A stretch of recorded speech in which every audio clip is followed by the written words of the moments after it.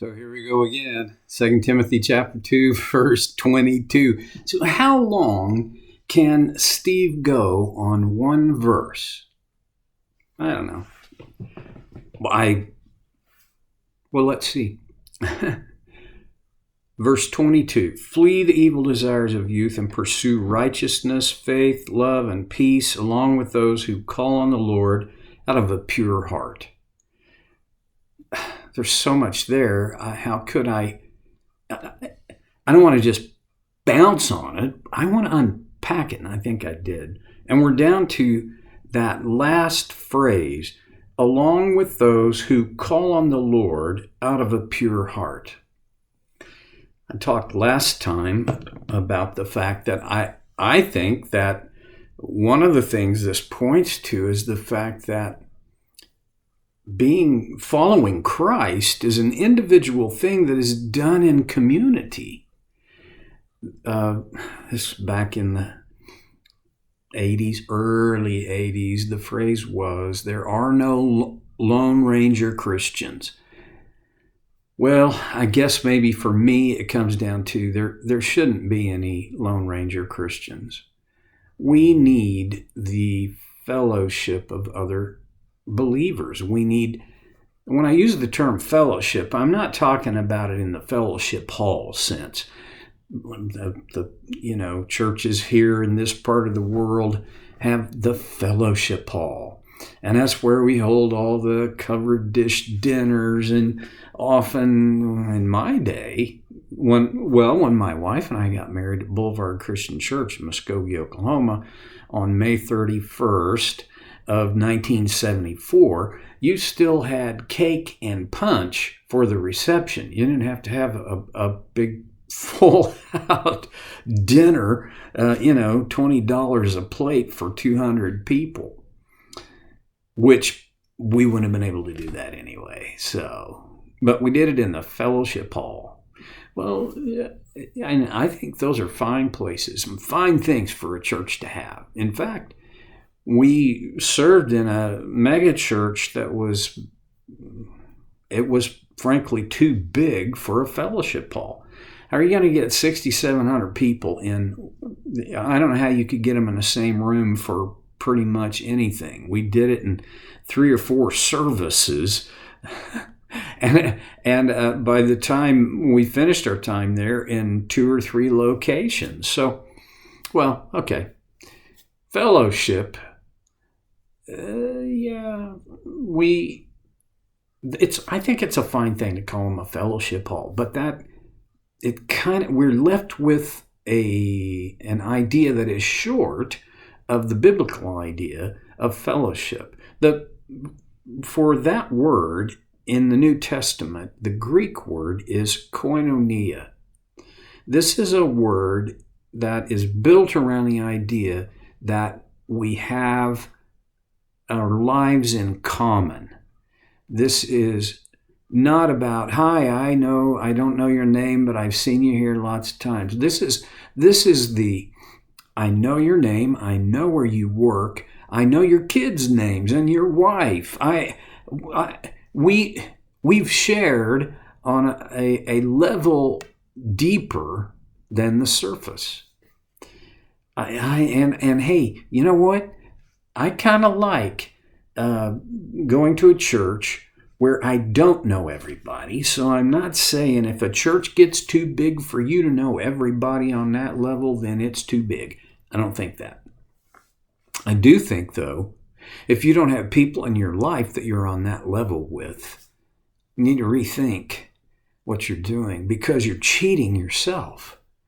I don't really cheat anybody when I give in to my introversion and I decide it's just gonna be me and Debbie, and I'm okay. I'm cheating me if I do that, and I'm cheating Debbie as well. So those, along with those who call on the Lord out of a pure heart. So this community, this fellowship, this koinonia, this common life that we share, along with those people And these are the people who call on the name of the Lord. What does it mean to call on the name of the Lord? Well, there is a context in which those who call on the Lord would be saved. Okay.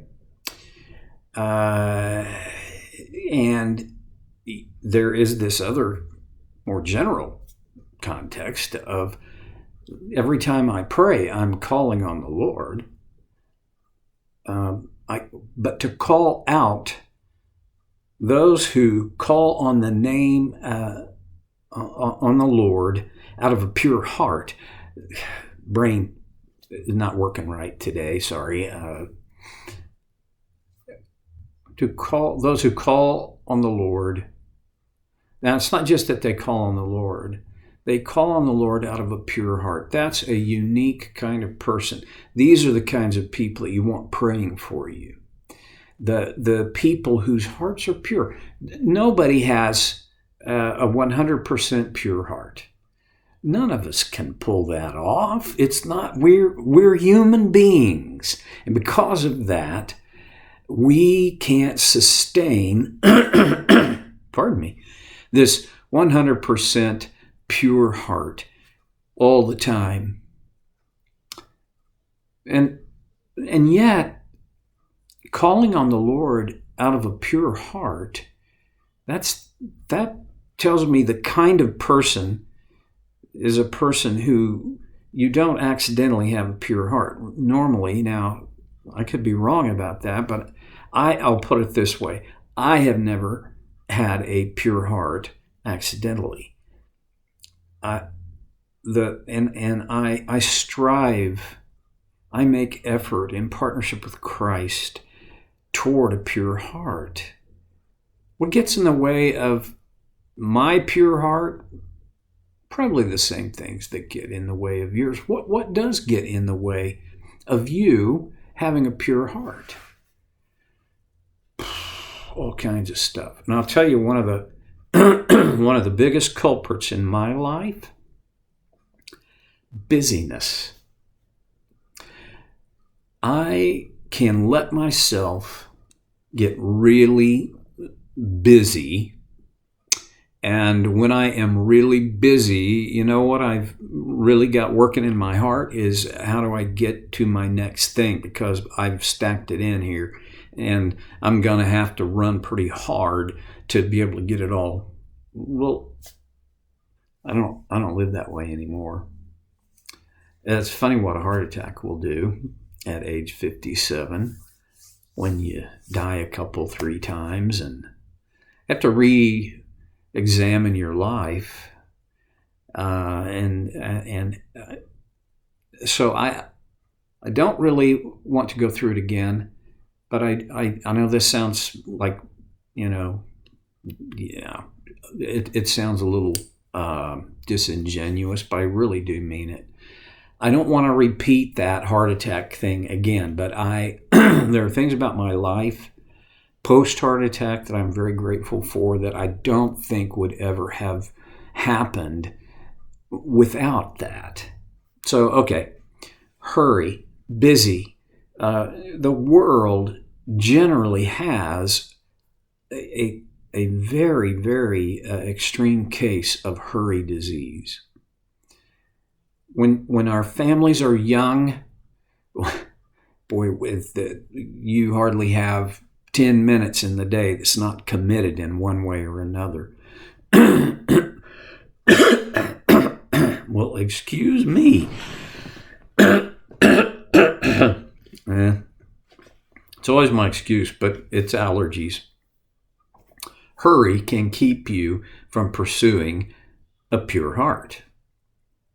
You know, another thing that can keep you from pursuing a pure heart? Idleness. Sounds stupid? No, it's true. When you're idle, and I don't want to call anybody particular names, but I just have to call it what it is. When I'm lazy, when I'm not, if I have nothing to focus on, you know what? I default to my screens,